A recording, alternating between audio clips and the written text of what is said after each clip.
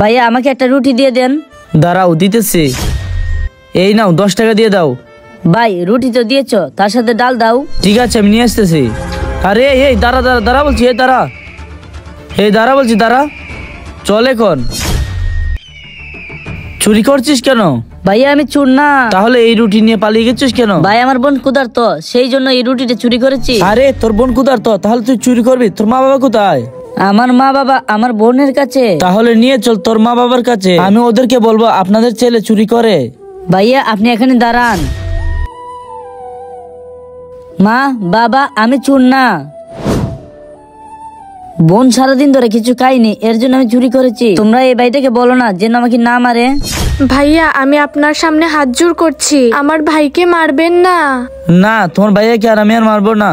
যারা মা বাবাকে ভালোবাসেন তারা কমেন্টে আই লাভ ইউ মা বাবা লিখে যান।